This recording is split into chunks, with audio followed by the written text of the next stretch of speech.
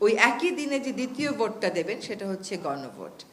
এটা হচ্ছে বাংলাদেশের ক্ষমতার যে ভারটা আছে সেই ভারটাকে শাসক গোষ্ঠীর থেকে জনগণের দিকে বাঁক খাওয়ানোর একটা সিদ্ধান্তের সময় এই গণভোটে অবশ্যই সকলে অংশ নেবেন এবং যদি সত্যি সংস্কার চান তাহলে উত্তরটা আমাদেরকে হ্যাঁ বলতে হবে।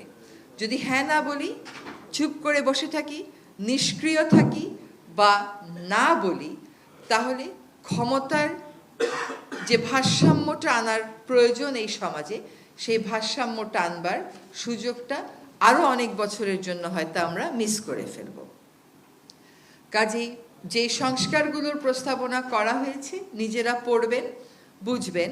এগুলোর ব্যাপারে কিন্তু সরকারের পক্ষ থেকে অনেক প্রচারণা, অনেক ব্যাখ্যামূলক নোট প্রস্তুত করে আপনাদেরকে দেয়া হচ্ছে।